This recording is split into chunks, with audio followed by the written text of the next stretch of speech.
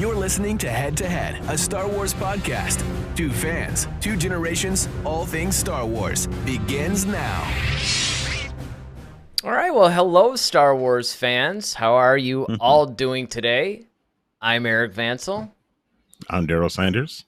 And we're your hosts for this show during what is probably one of the busiest weekends that I can think of in recent memory when it comes to Star Wars.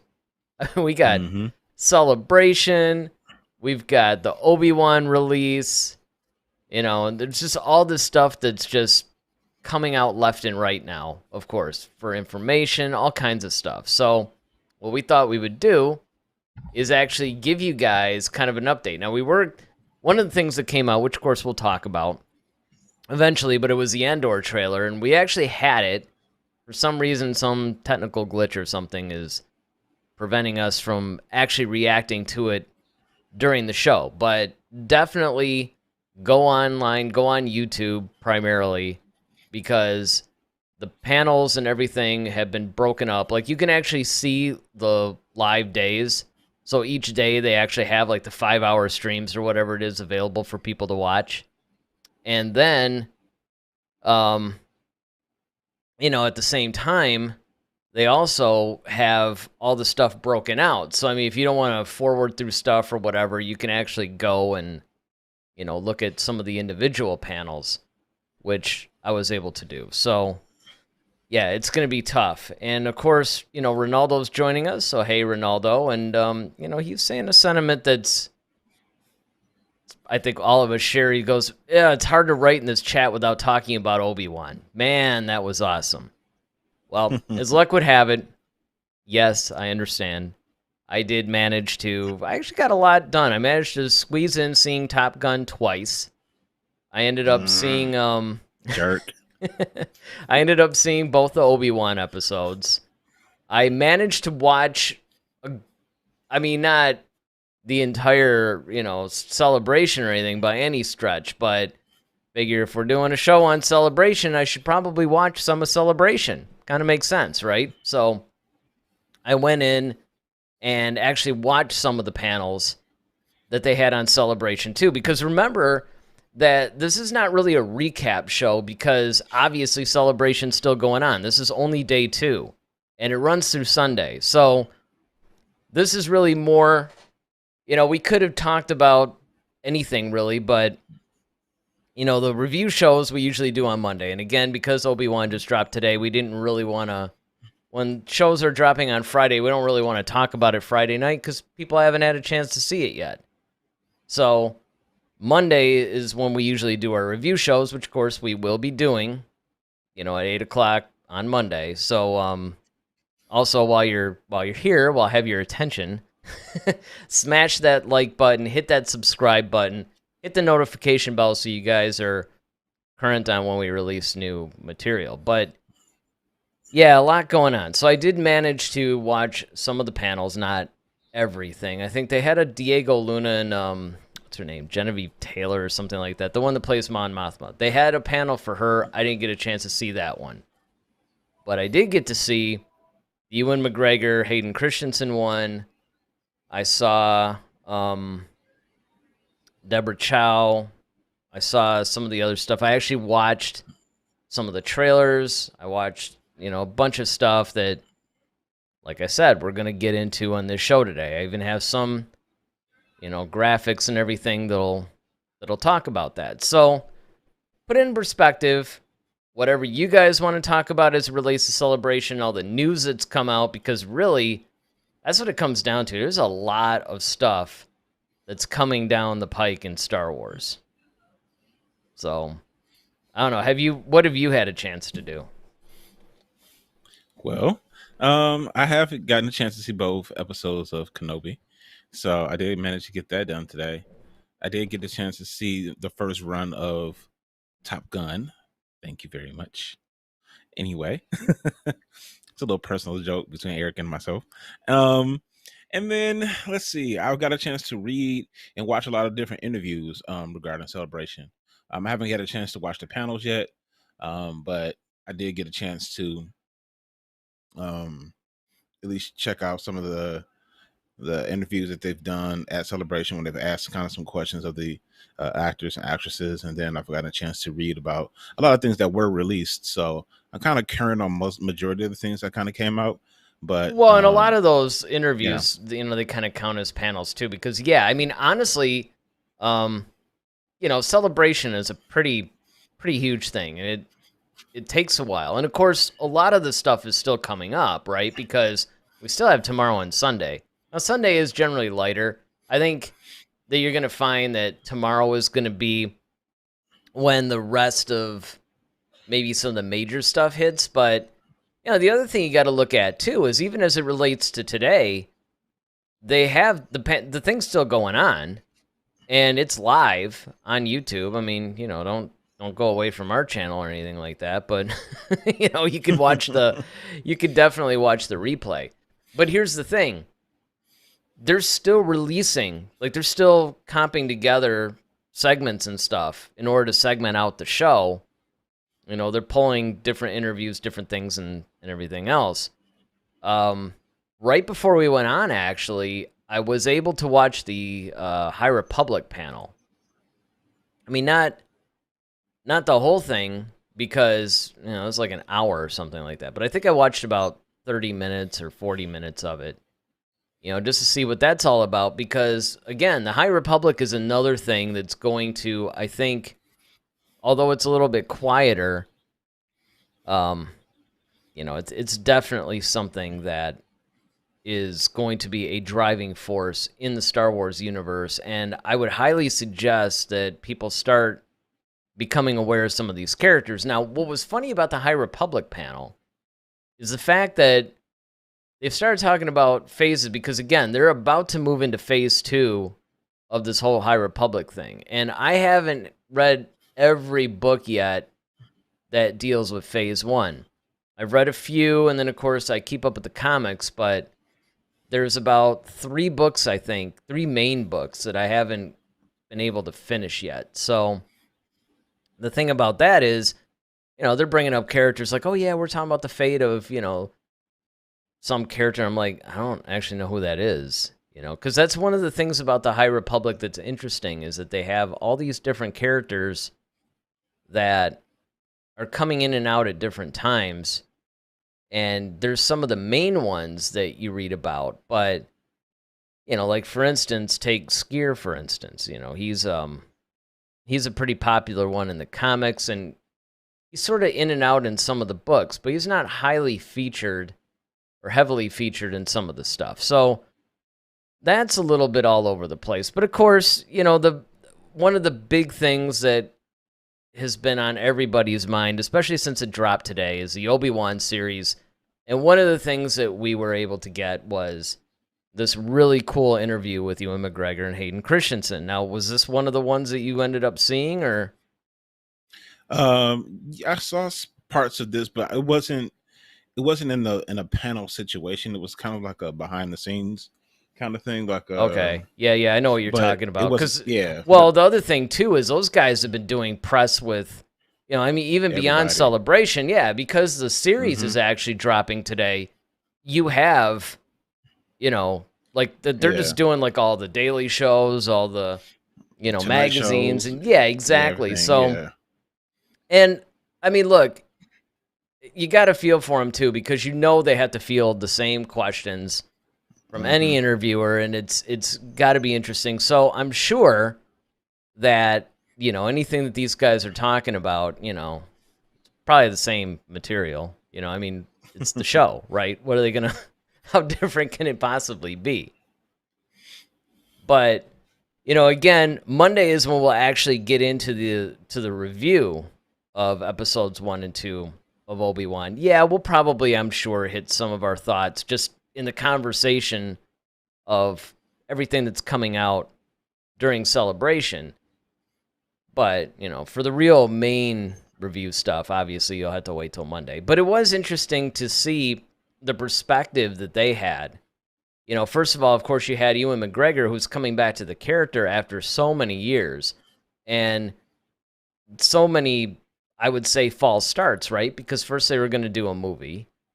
And then that kind of stagnated a little bit, and then eventually they called him for the series. And I remember one of the funniest things that he revealed, and oddly enough, it was kind of like what you were talking about. It wasn't even during this particular panel. It was during one of his talk show interviews where he had to relearn how to do his accent for Obi-Wan. Yeah, I got a chance to hear that. Yeah, that was hilarious and kind of funny because he's the trick with that is that he's always had a British accent because obviously he's British, but he wanted to sound more like Alec Guinness, and then now on top of that, you kind of have to sound like Alec Guinness at a certain age. So hearing how committed he was, of course, to the character, because you remember he's the one who really wanted to come back and play Obi-Wan. Like he was really kind of like hankering at the bit to kind of play him again. And so now he had to go back and watch all the Star Wars movies again because he wants to reacquaint himself not only just with the story, but just his portrayal, like how did he sound as Obi-Wan, and then he wanted to kind of capture Alec Guinness's voice again from A New Hope and Empire Strikes because Back. He wanted to kind of like, because he's closer to that age now. He's closer to that age, and that's the thing that's funny because he was, when he first was doing it, it was more like he wanted to get the Obi-Wanism from Alec Guinness in order to, of course, play him in the prequels, but just kind of like a younger version. But like you said, now that he's getting a little bit closer to that age, he's trying to, Guinness it up a little bit more, I think. Which might need to drink a little bit more of that then.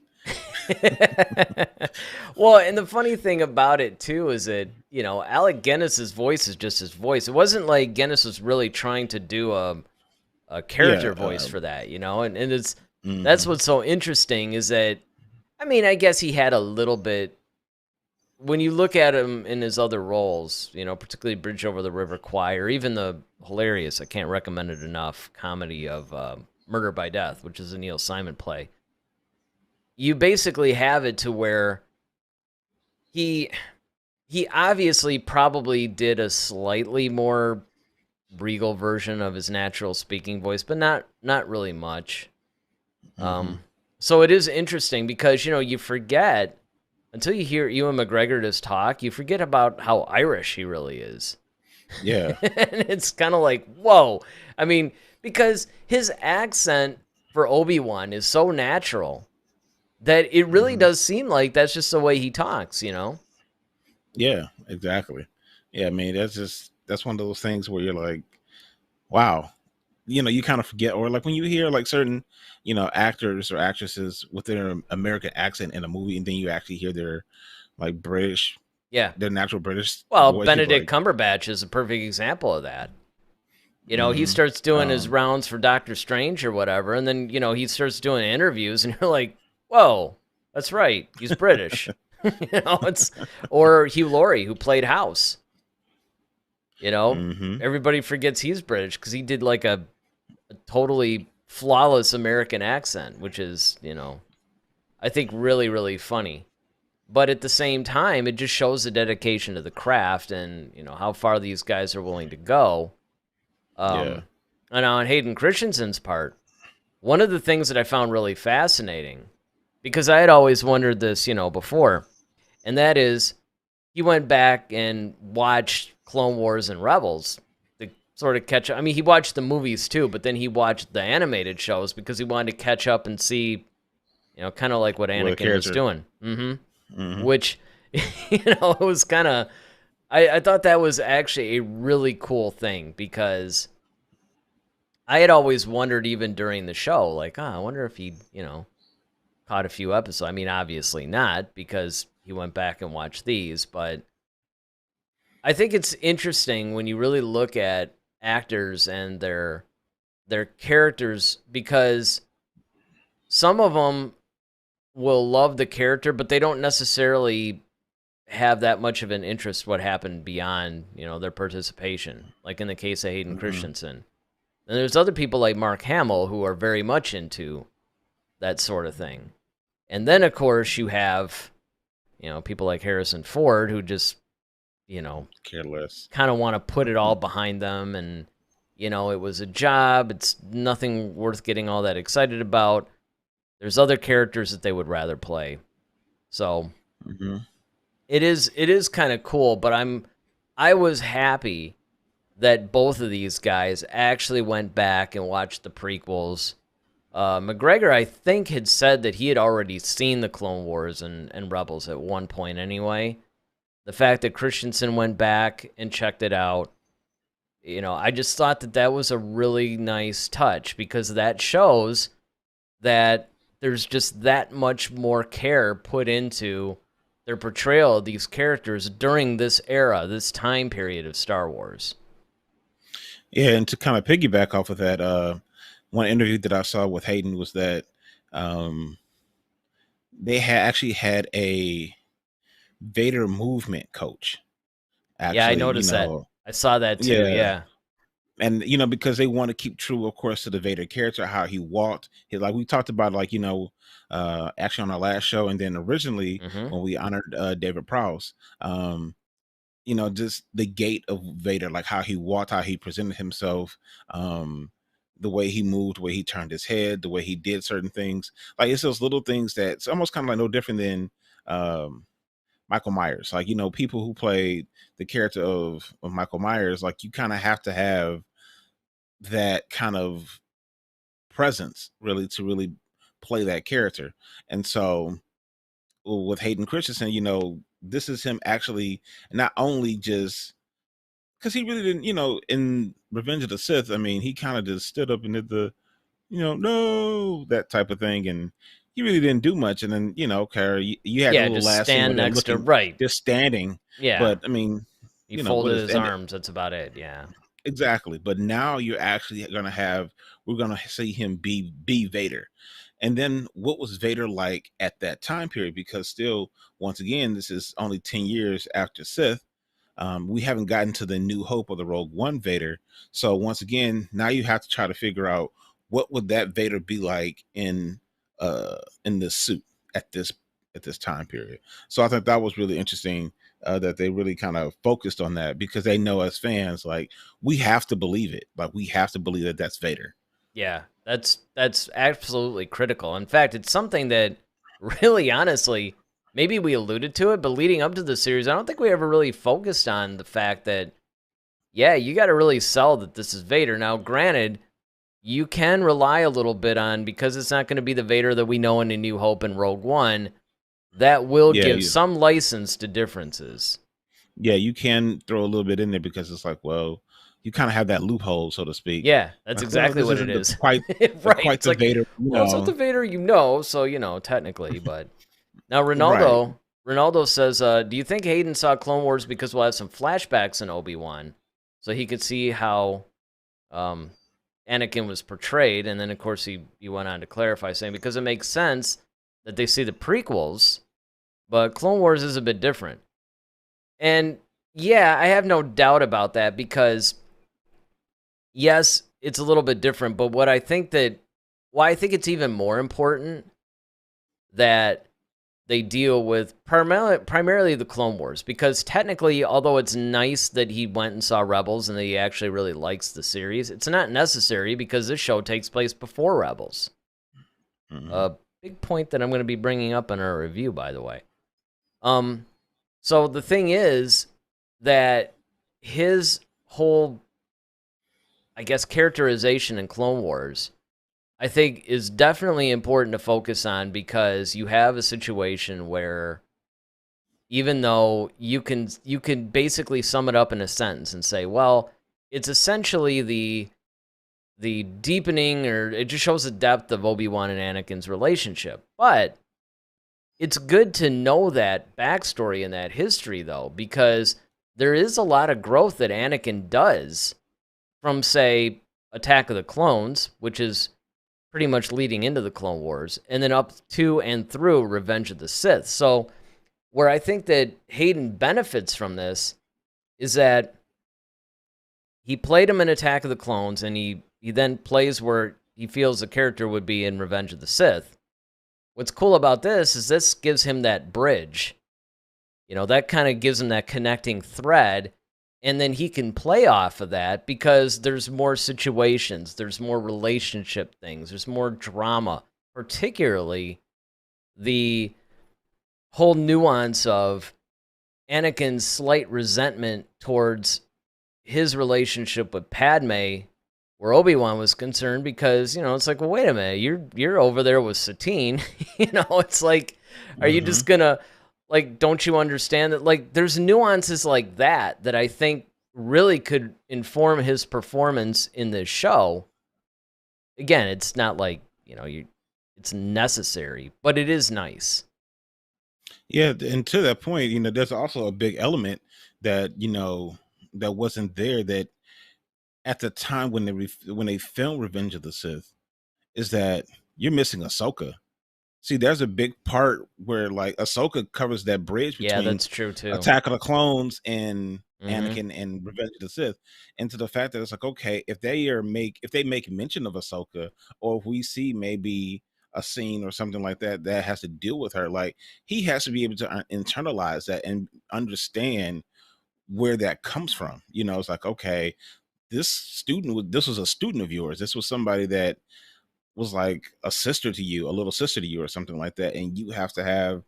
So if Obi-Wan mentions like, what about Ahsoka? What about, this? And, like Ahsoka might, because we saw the reaction that Vader had when he faced Ahsoka, and granted that was in Rebels, but it's still like, okay, you know, there's a connection there. Like once she realized that, okay, this is your master, it changed that fight a little bit. So all those things kind of just have to kind of come into portrayal of Vader, and maybe it's even setting up for some things that we might see later on in the actual Ahsoka series too. Yeah, I was thinking about that. And then also because, again, I think that's where Rebels becomes more important, because the Ahsoka series would take place after that. Like I say, he doesn't really need Right. to know about all that emotion facing off against her and all this stuff for this, because it takes place before.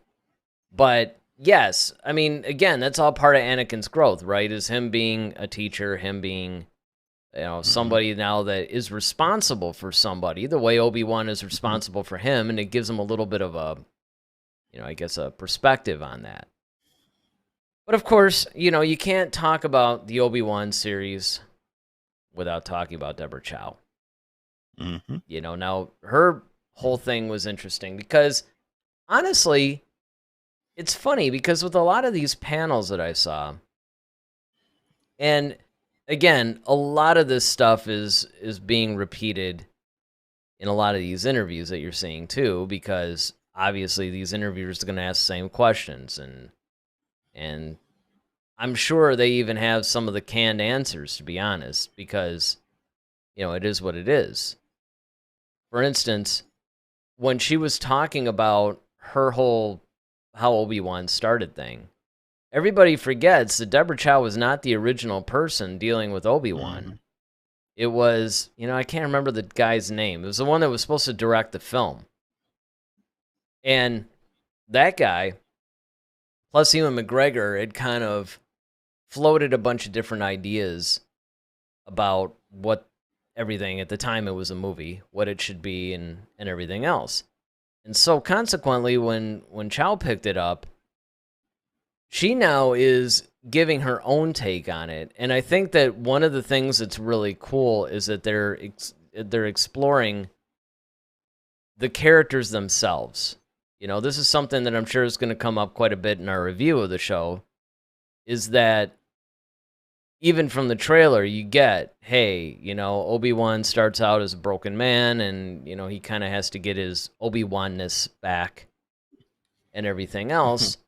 And, what's that journey like? What's it like to go from this guy that he was in Revenge of the Sith? He was absolutely at the top of his game. He's a Jedi Master. He's pretty much On the council. He's on the council. He's pretty much at the zenith of his power. And yet, he and the rest of the Jedi lost. They lost everything. He lost his best friend. He, in a sense, feels he failed his best friend. and who's basically his brother. So, where does that leave you? And then how do you get from this to who he is in A New Hope?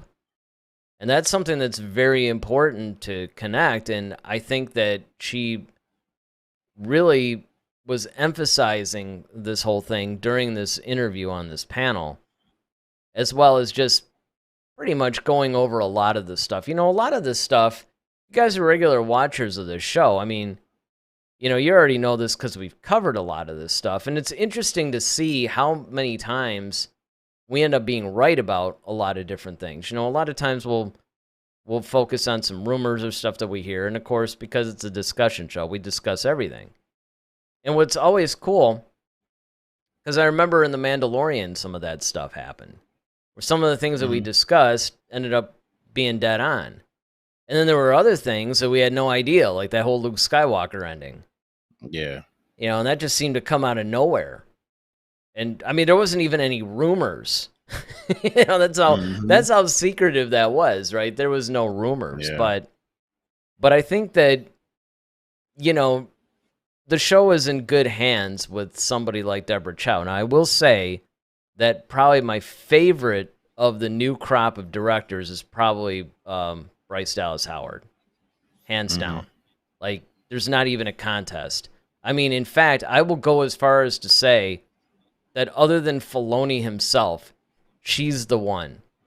In my opinion, she's the one that should be just handed the keys to the kingdom as far as directing pretty much every Star Wars film.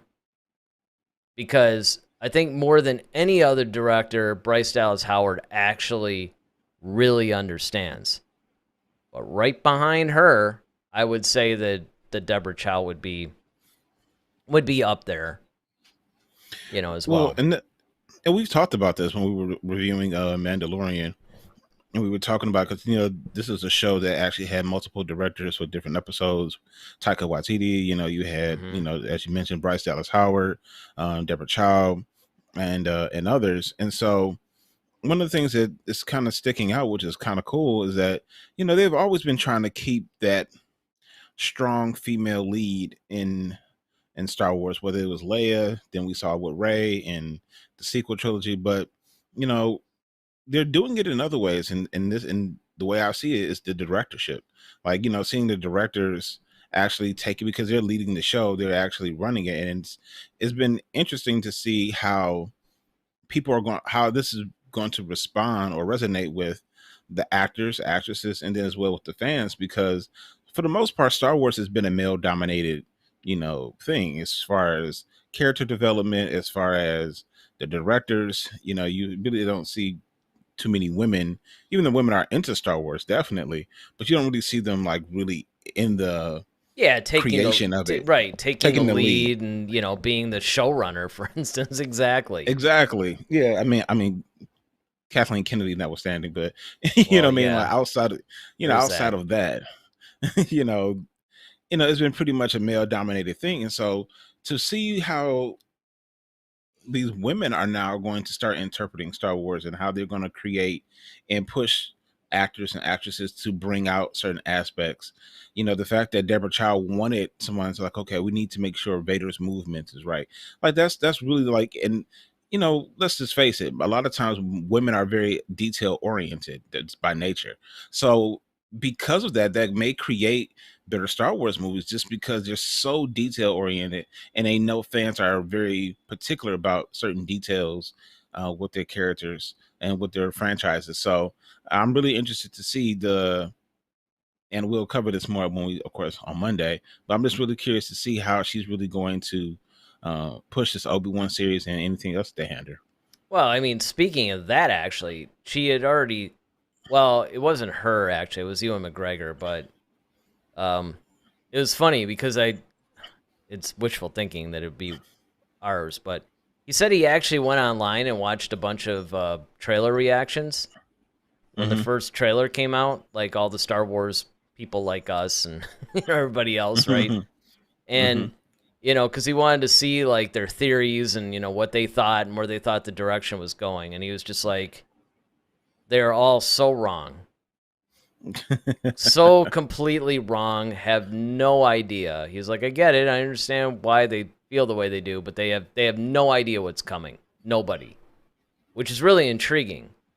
Because, if by some chance he actually ran across ours, that would basically mean that all of everything that we've been saying is completely inaccurate, So in a way, maybe I kind of hope it isn't, but yeah, I do agree that the detail-orientedness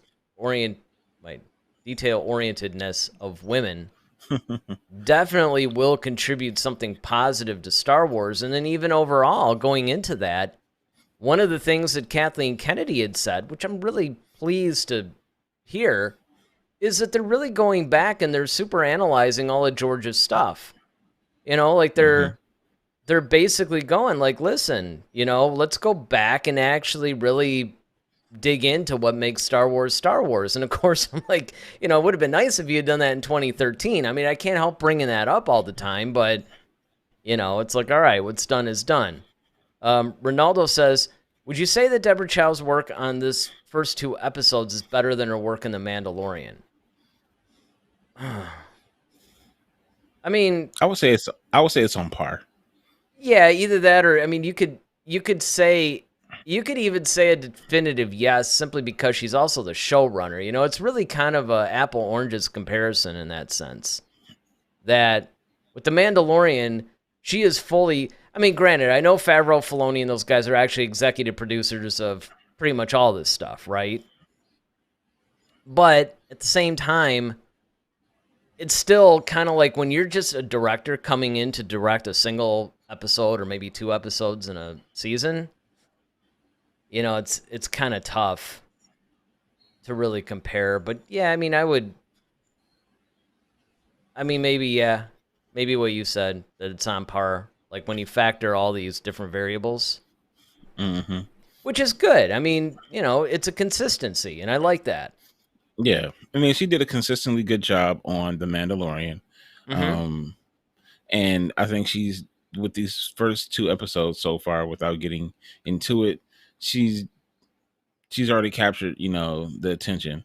I mean, are there some things that it's like, yeah, but that's pretty much with anything. I mean, exactly. I put it to you this way: as amazing as, and you can definitely agree with me 2 times over, as amazing as Top Gun was, there was still even things in that was just kind of like, okay, but yeah, I mean, without getting into a Top Gun review, I mean, I know, right? But they're minor, though. I mean, I don't know what you're exactly, talking about. and that's what I'm saying. That there might be like 3 things off of the top of my head that I can think of where I'm like, yeah. But I mean, but it exactly. But it doesn't take you. But it doesn't out of it, though. Exactly, it doesn't take you out of it, and it doesn't diminish your enjoyment, because those are actually 2 mutually exclusive things.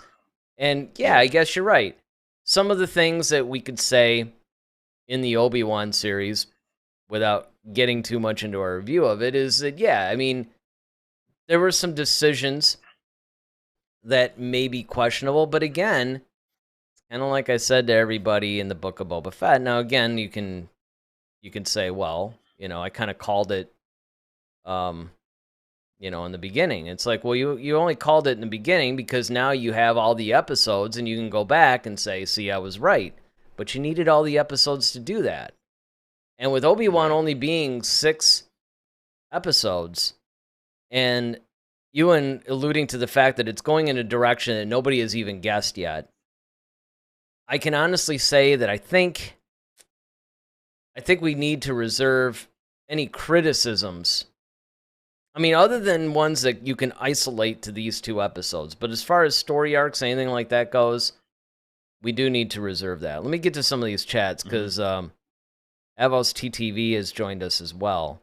But first, let's get to Ronaldo, who says, I think Deborah understands Star Wars. Not just the lore, but in an aesthetic way. Costumes, ships, citizens' clothing. It was obvious to me, specifically in episode 2. And yeah, I would agree with that. I think that one of the nice things about Deborah Chow being the showrunner of this thing, something that got us excited from the get-go. And again, any of the things that I say right out the gate about Obi-Wan will not necessarily take away from anything that at least I plan to say during the review, because these are things that you can get off of the trailers. And we have. Mm-hmm. I mean, let's face it. We did, in the last month alone, probably 80% of our shows have been about the Obi-Wan series. And it wasn't even released yet. So if you think about it, there's a lot to digest there. But again, yeah, I think that one of the things about her is that, yeah, she does, because she's a huge fan. And I think that's part of what makes a difference, is that when you're a fan of a show, I think that sometimes it can cloud your judgment, but I think in other cases, it enhances things. Now, AvoCTV was basically referring to the Kathleen Kennedy comment I made, where he basically says, better late than never, though. And yes, I mean, I don't...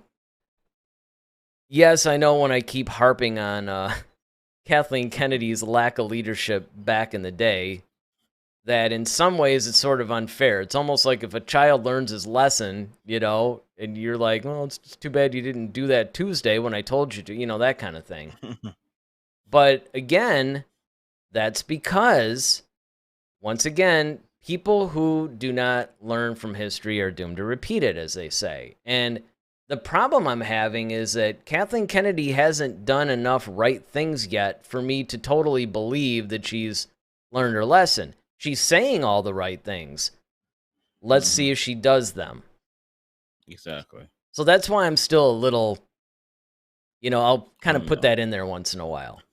Because she's another one, actually, that I found out watches Star Wars YouTube channels and, just to see what people are thinking. That's how she gauges fan reaction, actually, which would actually explain why she's making a lot of the moves that she is, because it's kind of like, oh yeah, that's in line with what everybody's doing. Then Ronaldo says, I think they already did that, but in a different way. More like an original trilogy way, but now it's more prequel-ish. Yeah. Well, the thing is, though, like, I think with the costumes and everything like that, you can't go back now. I mean, I think after you have, the sequel trilogy, which went back to the whole look of the original trilogy, in the sense of, like, we're going to use real places. We're not going to CG the crap out of everything. We're not going to, we're going to actually have people who, we're going to make it look like a lived-in universe. I think once that happened, and that's one of the biggest gripes that people had about the prequels, was that it looked like, Teletubby land outside, and then when we get to the sequel trilogy, now it looks like the Star Wars we all grew up on, because that was one of the big things that J.J. Abrams wanted to make. He's like, look, I want it to look like Star Wars again. And I think the fans' reaction to that has been, monumentous. And then on top of that, now you have the Mandalorian that still is keeping true to the whole Star Wars look. And now Boba Fett is another show that's keeping to the Star Wars. So you can't go back now. You can't go back and start doing some, prequelish looking. Well, and I don't think they will, because that whole thing, yeah. the heck do they call that? The Vision something or other, whatever. But it's basically where they have the whole LED screens, and then they got the whole Unreal Engine. The volume. Yeah, the volume. That's it. Yeah, shooting. I knew it was shooting a in the V volume. thing. Yeah. So yeah, the fact that they're doing that, I think that it's just not going back. Look, everybody has to remember too. This is another thing that I'm always a little bit, whenever people are pretty, I guess, well, what would be the word here? Critical? Yeah. I was looking for something a little stronger, but critical definitely fits the bill. And that's, when you look at the prequels through today's lens, no pun intended, you have to remember that back then, Lucas himself was revolutionizing this stuff. Everybody forgets that. So this whole thing about, you got all these actors and they're the only guy in the room and it's just green screen and now you got to pretend that you're having this whole... And yeah, that was a little bit unfair to some of the actors. I will admit that, because it was tough for them to, you can't play off of anybody. So yeah, the volume with this whole LED screen, the Unreal Engine, stuff like that, that's way better, but that's built on the shoulders of what Lucas did. So, Yeah. You have to Yeah, think and about that. that's one of the things. That's one of the things about Star Wars too that we always have to kind of keep in mind is that they're like the ones that push the envelope technology wise. I Mm-hmm. mean, from its onset since 1977. I mean, no space movie looked anything like Star Wars ever. That's one of the reasons why it was such a huge hit. Outside of the story, it was the technology. No one had ever seen anything like that before. Now you Right. fast forward to 1999 when you started getting the prequels. Okay, yeah, it looked like Teletubby Land, sure, but that was at the time too when you had like The Matrix, you had Avatar, like all these other huge blockbuster movies, stuff like Titanic. It's like, okay, well, people were doing stuff with this technology and everybody was trying. So he's like, well, you know, let me revolutionize some more. And what else can I do? What other stories can I tell with this type of technology? Well, and I How can I think, improve upon it? and I don't even think that was it. It was really more like, I need to wait until technology gets to a certain point so I could tell this story. Right. That's The really way what it that was I see more. it in my Yeah, head. the way that he Right. sees it in his head. And now is the time, because of course you can't wait until, because in a lot of ways he's the one that pushed the envelope. Because I remember when Attack of the Clones came out, and it was like the first all-digital movie, that movie theaters had to completely re-outfit their entire Mm-hmm. systems just to show it.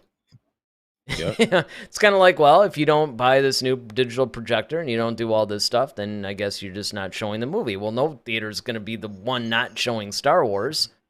So, Exactly. they all did it. I mean, that just shows the Mm-hmm. power of, here's an independent filmmaker that looks at theaters across the country and just like, yeah, you guys got to upgrade your system or you can't show my movie. And they do it. Mm-hmm. Yep. That's the cool thing about that. So, these are just the kinds of things that I think are definitely benefiting. Avos TTV basically says the Obi-Wan series is definitely interesting. And yeah, it's interesting because, again, this is the third live action show now we're getting Mm-hmm. in Star Wars. And obviously, as I'm probably going to say a lot today, we'll cover more of this stuff on Monday. But I can say that there's definitely an increase in the Star Wars-ness of all this stuff, right? Because when they did The Mandalorian, they were sort of creating the mold. What does Star Wars look like on television? That was the big question when The Mandalorian came out, is what does this even look like in a television universe? Because up until then, Star Wars has been a more theatrical experience. So how do you Mm-hmm. bring that to the small screen in a more episodic format? Even though the movies technically had that, it's like you're taking this one big story, you're breaking it up, which again, similar to the films, but it's not the film experience, it's not the film budget. How do you do that? And then of course the Book of Boba Fett more or less expanded on that a little bit, and now we have Obi-Wan, and soon we're going to have all these other shows. And they're all going to differ a little bit. Andor is a perfect example of that. And we'll be talking about that in a second. Ronaldo's like, do you think she's watching this channel? No, I really wish she was. He's talking about Kathleen Kennedy. Yeah. It would be nice. In a way, I hope she doesn't go back and search her name and see all the terrible episodes we recorded about her. Like, I mean, I guarantee you this: if she's watching the channel, she's probably not going to be a supporter of the channel for very long. Well, she probably was hurt worse, so. Well, I mean, the only thing that I could say, and I've often said this more in jest, but I mean, it's a serious point though, is that I think that if the actors, the directors, the showrunners, Kathleen Kennedy herself, if they actually saw our show, I honestly think they would appreciate it differently from the other Star Wars related shows, because we're not like any of them. I mean, we're completely different from all of them. Of course, they all have more viewers than we do, so maybe that's a sign. But we're kind of a niche thing. We're like a boutique type of show.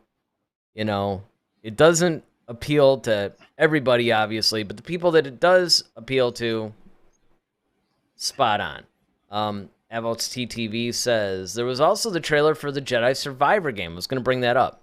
Released today. It is a sequel to Fallen Order, and it looks very good. Yes, it does.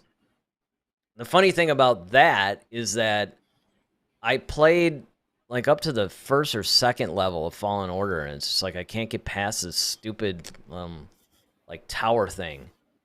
But I mean, the game is beautiful, and as a lot of my friends have pointed out, there's actually a lot of canon stuff in that game that furthers it along. That's one of those you should actually know. I mean, now granted, a lot of people said that if you want to cheat it a little bit, just watch all the cutscenes. And for those that are unfamiliar, the cutscenes are usually the stuff that's in the moves. Yeah, the story along. Yeah, it's basically pretty much. Yeah, it bridges the different video game scenes. And then Ronaldo got a lot of good chats today. Says the sequels, Solo, Rogue One, look beat up like the original trilogy. Obi-Wan looks more like the prequels. And then, of course, he goes on to say the Mandalorian and Boba Fett are a mix of both, I think. Well, yeah, I mean, in a way. You have to look at it like this. You have to look at where in the timeline these shows are taking place. You could argue that Obi-Wan is a hair over the 50% mark as far as being between episodes 3 and 4, but at the same time, you know, it's still trying to bridge that prequel to original trilogy era. And honestly, other than what's that planet called? Daiyu or something? The Hong Kong-like planet? I mean, other than that, I don't know. I think it still looks fairly beat up. That's a then Ronaldo goes on to say, you know, if she's watching, I have to say I love you, Kathy. Let me have a cameo on Ahsoka, please. Hey, us first. And then Avos CTV says, haha, I'd rather wait to cameo for Mandalorian season 3. Which, by the way, another thing I watched today was the interview with oh wow. Did I just blank on her name? Oh my goodness, I blanked on her name. The Bo-Katan actress. Kate Sackhoff. Yes. Man, I cannot believe I just blanked on her name. And I just watched it. That was really good. And what's cool is that Bo-Katan's going to be doing more stuff this season. And The Mandalorian Season 3 is another one where I guess we're going to get a lot of stuff that pushes ahead, pushes the story further, and I think it's already shot. And, of course, one of the things that we did learn here at Celebration, well, I'm talking like I'm actually there, but on Celebration, one of the things that we learned is that it's going to be February of 2023. That's when The Mandalorian Season 3 is going to be released. Yep. So, you know, now, of course, we can start to move into some of our other stuff. But let me just get this quick chat from Ronaldo in here first. He says, which game are you most excited about? Jedi Survivor, Eclipse, or the Knights of the Old Republic remake? Depends on what the Knights of the Old Republic remake is. That would automatically be it, because I'm really more into the RPG stuff. I mean, even though I play Call of Duty all the time. I mean, literally 2 to 4 games a day.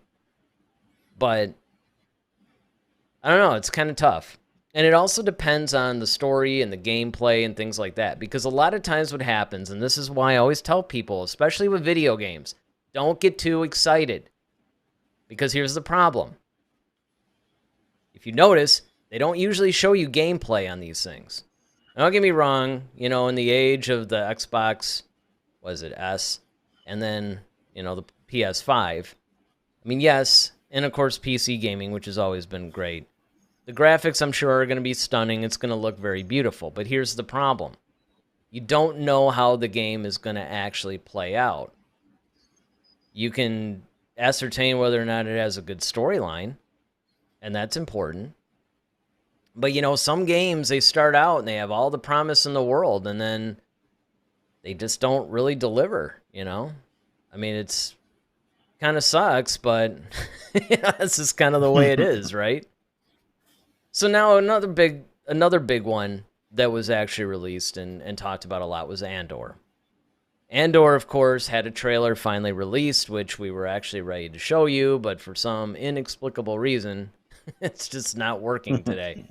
I don't know why that is. I have no idea. Can't explain it. It kind of bums me out, to be honest. But, it is what it is.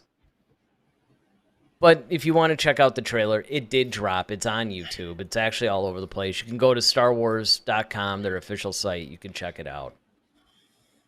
Did you end up seeing the trailer? Yeah. Okay. So what were your thoughts on the trailer?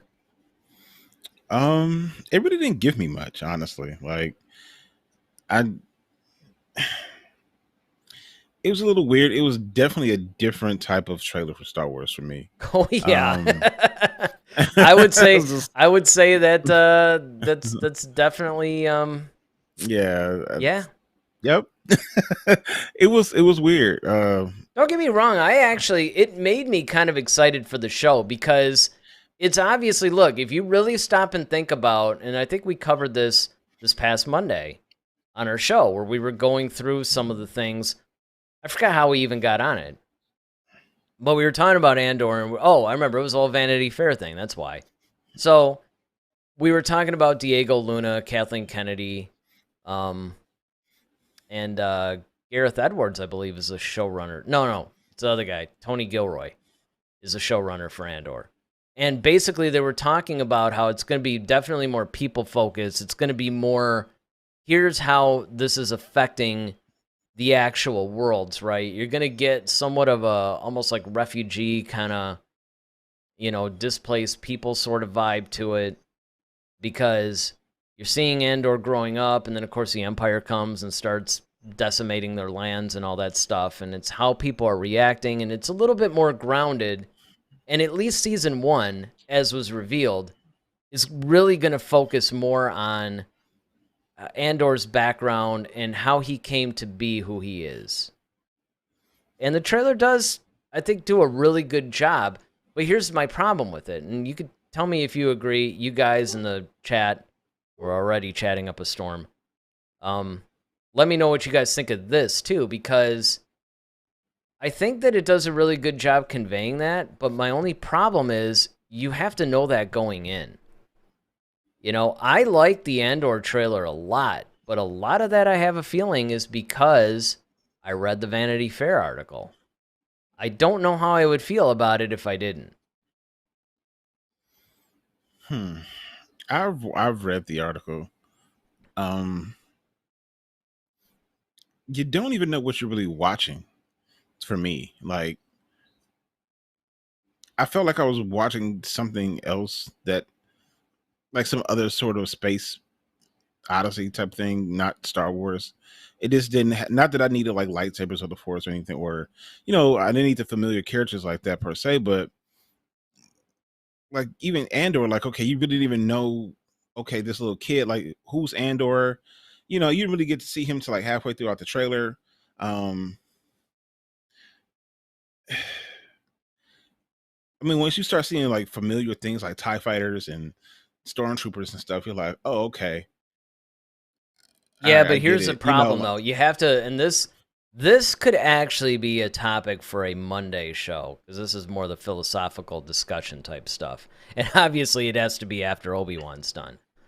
But it really comes down to what really makes Star Wars Star Wars. Is it really TIE fighters and, I almost want to do the whole phone calls and footlockers thing from A Few Good Men, but yeah, is it TIE fighters and lightsabers? Is it, it's well, no, it's just like okay, it was cool because once I saw like the old Republican gunships, like for example, I was like, okay, and then you see stormtroopers marching, which was weird because it was like I'm so used to clone troopers being in those. Now to see like stormtroopers actually walking around on the ground, it's like, all right, this is different. And then I'm like, okay, they keep ringing these bells all over the place, and I'm like, all right, I'm kind of waiting to see like what's the deal. And I really didn't get Well, the where we bell were thing going was with the it. warning. It was a warning that these invaders were coming. Which Yeah, you but see that. well, yes and no. I guess it just I get what you're saying, like, and I got it. It just it felt like something was missing. It felt like something really wasn't said, or the dialogue just didn't really explain anything to me. It just kind of just left it up to your imagination of what this was.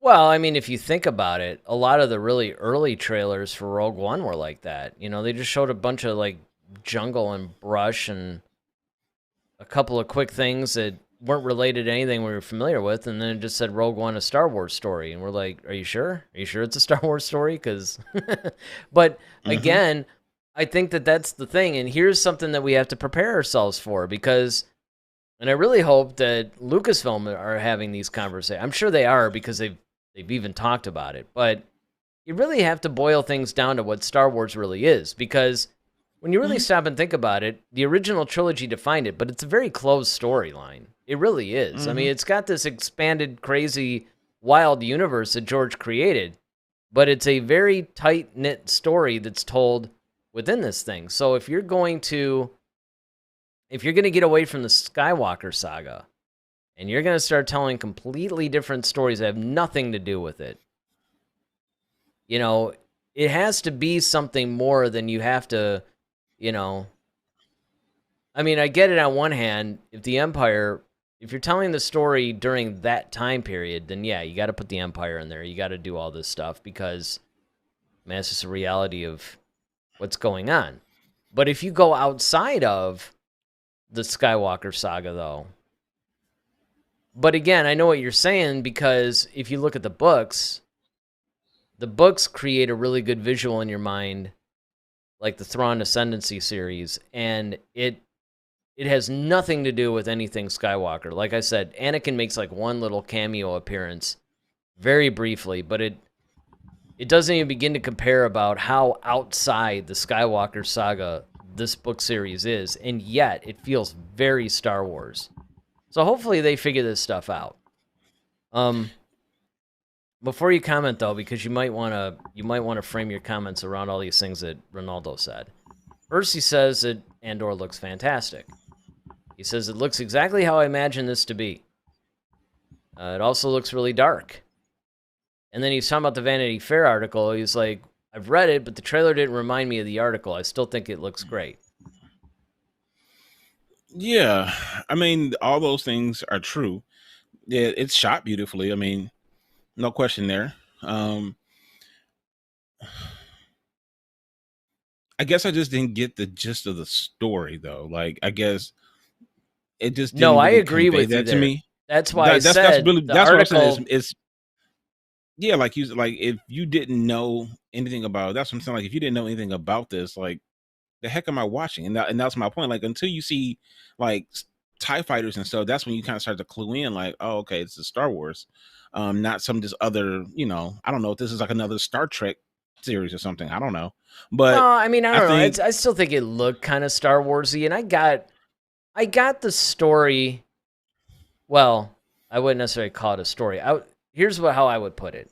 I understood the setting. The setting is this is how these native people to this particular planet or whatever are going to be affected by things that it looks like the Empire is doing.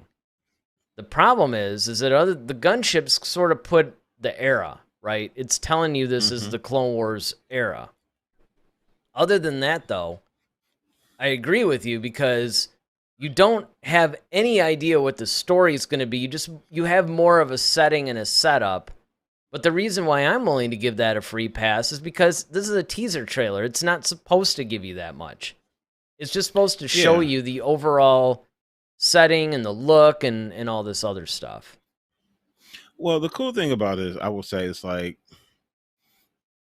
it looks like it's going to focus on a style or a genre that we haven't seen really before.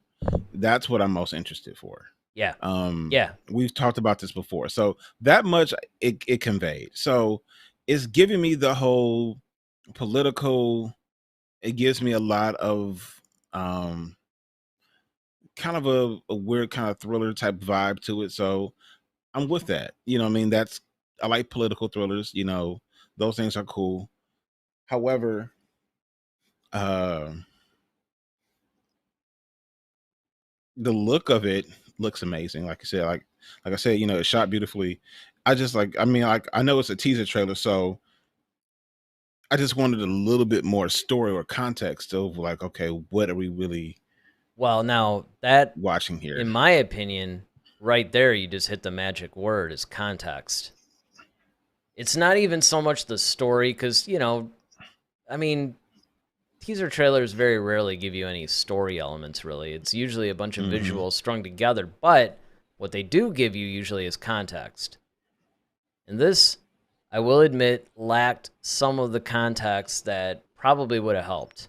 Especially because, didn't they say this thing was dropping, like, in the summer? Yeah, it's coming out August 31st. Yeah, right. So, I mean, you know, we're not that far away. So they're going to have a lot of marketing that they're going to have to do.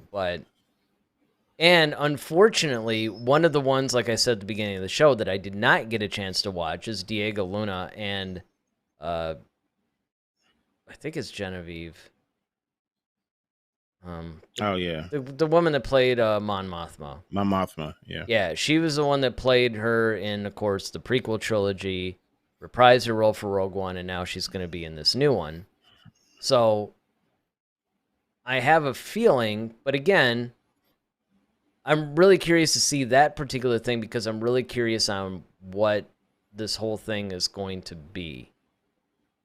But even if you look at the poster, which we have on the right, you know, the left obviously is just a typical Cassian Andor shot, but the right is the actual poster that they have for Andor, and it looks very third world, kind of rough, you know.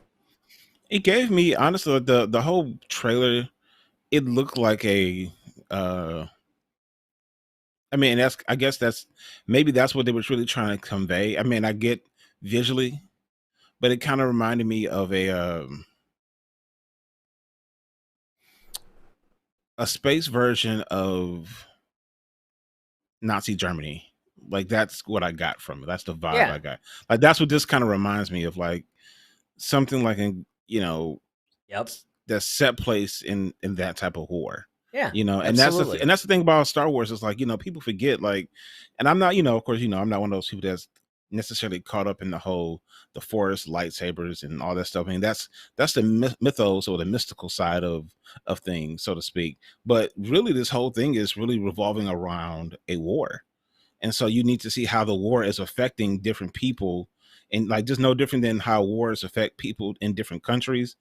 Like, okay, some countries get into a feud. Okay, well now I can't trade with these people now, and now we're having a famine, or we don't have, we can't feed our families because these two are at war, and now our export thing is shut down, and we can't. This is all affecting everybody. Now, what makes that comment really interesting to me?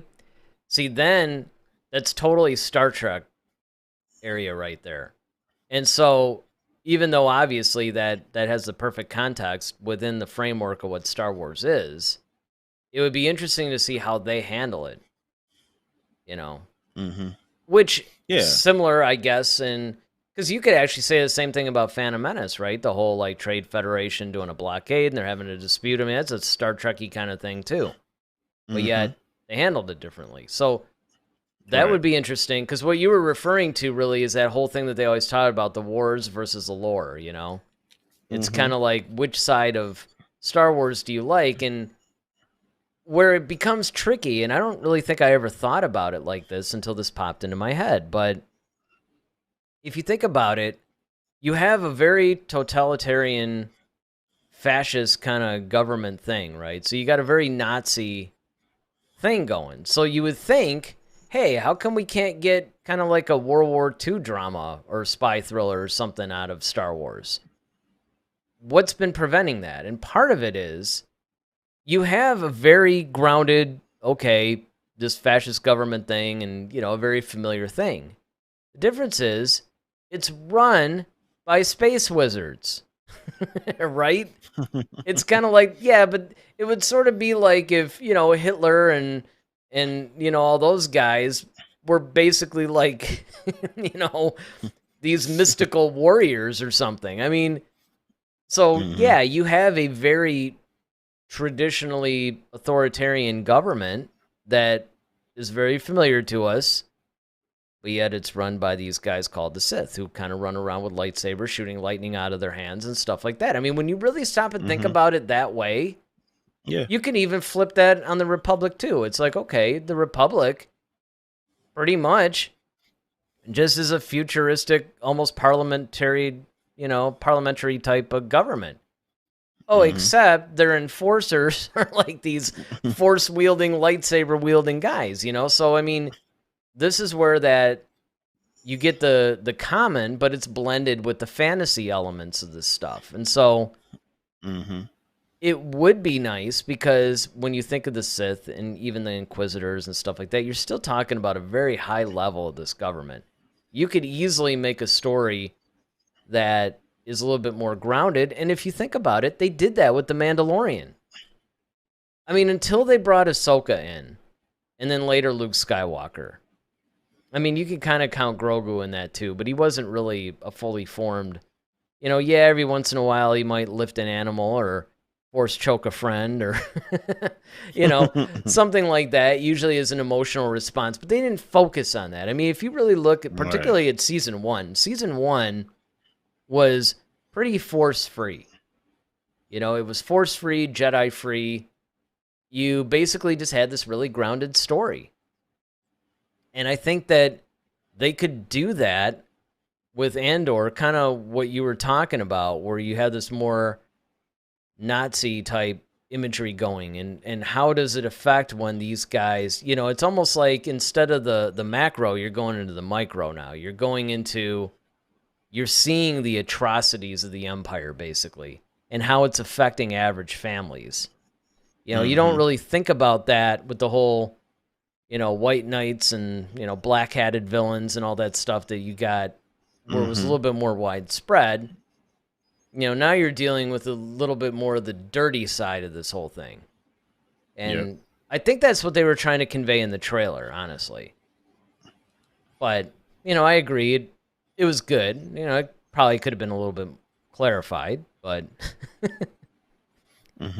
But now here's something, though. This is another series that was announced starring Jude Law, and it's called Skeleton Crew. Oh, boy. So, this one, I'm judging by the skull on your face that you have read some of the stuff about this, or... But it might not be bad. It might actually be cool. But go ahead and give your thoughts on this one first. I've gone first the last few times here. I just feel like I'm just get straight to it. It's a bunch of 10-year-olds running around, and it's giving me like the Goonies, or it's giving me Stand By Me, or Home Alone or something. I don't know. It's just like. But keep this in mind. Live action version of Resistance. Like I know, but that's not necessarily. Well, all right, that I could see where that actually get because they were kids. All right, the fact that yes, this is post Return of the Jedi time, and you got these 10-year-old kids that are lost and they're trying to find their way back, and it stars Jude Law. That's what we know. But here's what gives me hope: Stranger Things. Stranger Things gives me hope. Because Stranger Things was essentially about the same exact thing, and they were dealing with things like the Upside Down and all these like supernatural stuff.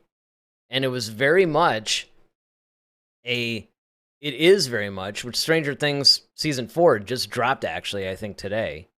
It's an extremely, So everything's dropping today. Jesus. I know. That's what I'm saying. Like everything.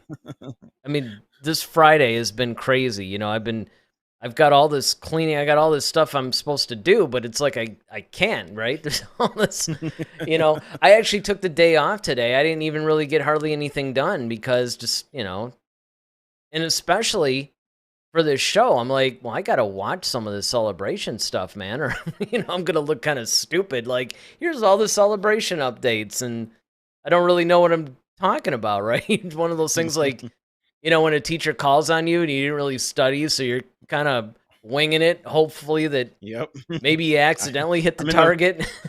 All right, I'm in the ballpark. Yeah, exactly. So, this is one of those situations where I'm like, man, I don't want to do that because there's other channels and stuff covering this stuff too. And I don't want to be, we're the idiots of the class, basically.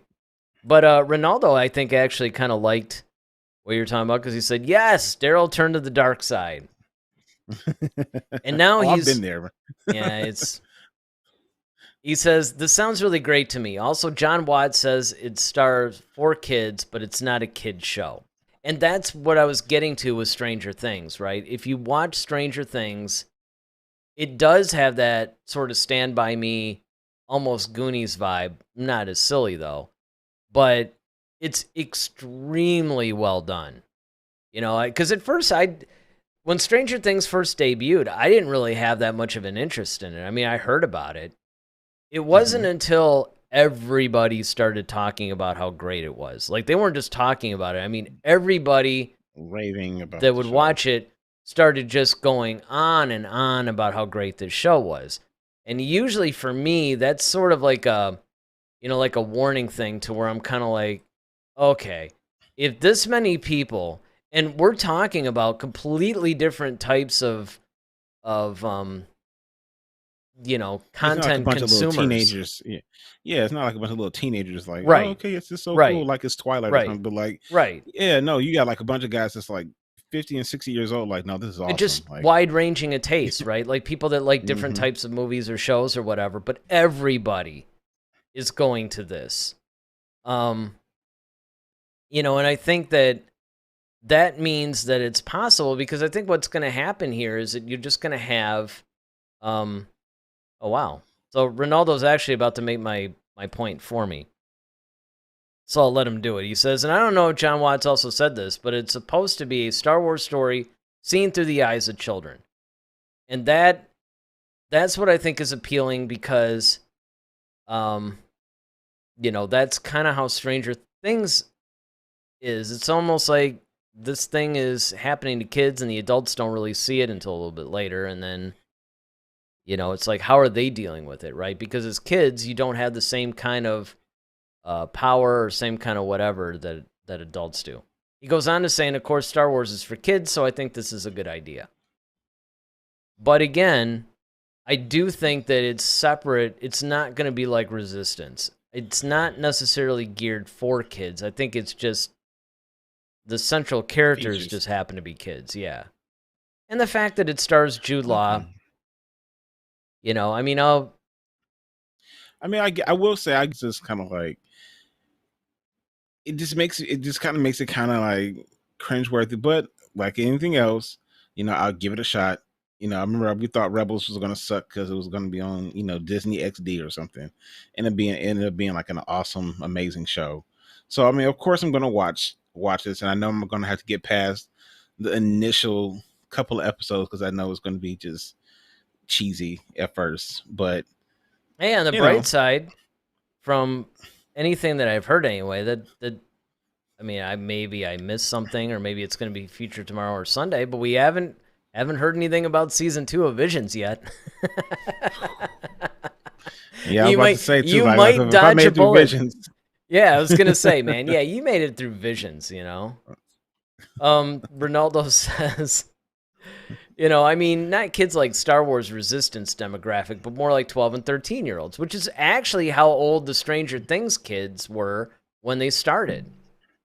And it was basically around this group that would play Dungeons and Dragons and stuff, and it was amazing how well done it was and how it sucks you in fairly quickly.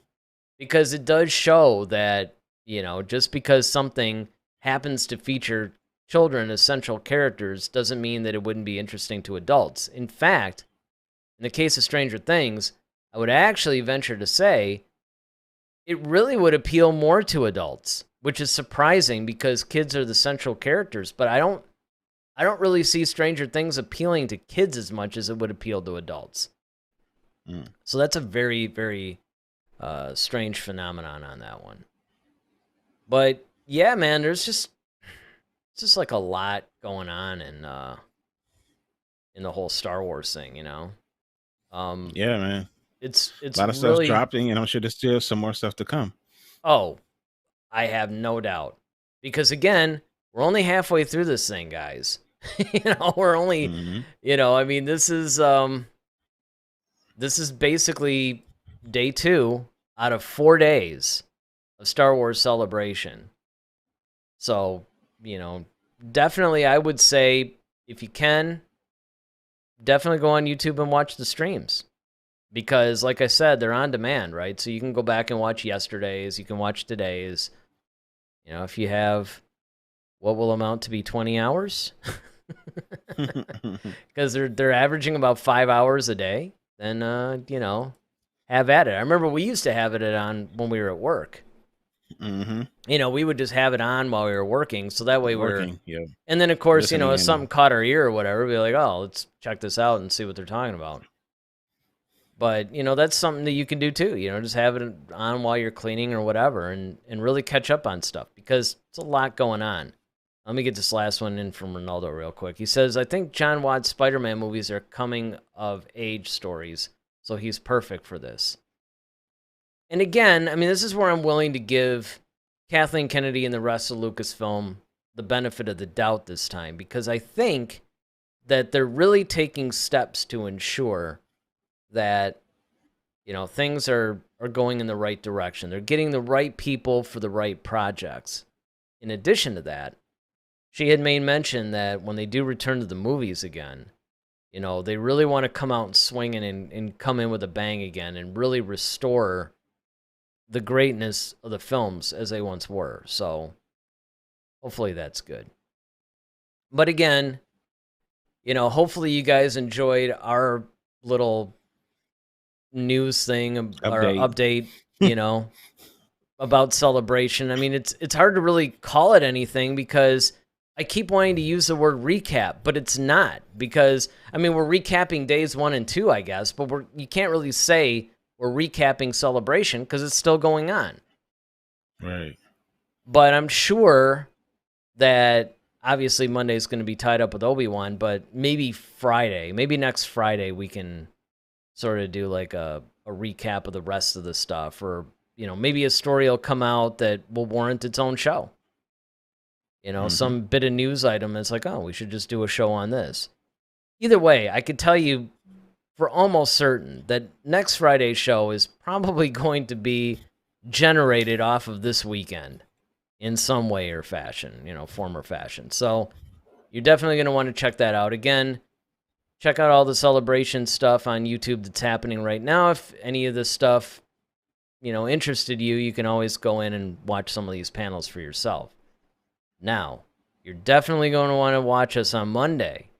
Because on Monday, as we mentioned before, the Obi-Wan series dropped today. And so we're going to be reviewing it every Monday. We're going to pretty much do our episodic reviews like we've done with the other stuff. But this week, because 1 and 2 drop, we'll be reviewing both episodes 1 and 2, which really played together like one big episode. I see now why they actually released them together. So join us Monday night at 8. You're not going to want to miss our Obi-Wan review. Of course, there's like a gazillion Obi-Wan reviews right now that are all happening today. But, you want to watch ours. And hey, while you're doing that, once again, hit that like button because it helps the channel. Subscribe to the channel because we're constantly thinking of new things that we can do. Of course, we go live every Monday and Friday at 8 p.m. Unless, of course, some scheduled thing prevents it, and then we'll usually put a pre-recorded thing, but we'll premiere it so you can still chat in it. So until Monday and our Obi-Wan review, I hope you guys enjoy the rest of this crazy Star Wars weekend. And as always, I'm Eric Vansel. I'm Daryl Sanders. May the Force be with you. Always. Head to Head, a Star Wars podcast. Be sure to follow us on Twitter @HeadToHeadSW. Submit your questions for our next show. Visit our official website at headtoheadswpodcast.com. Until next time, may the Force be with you, always.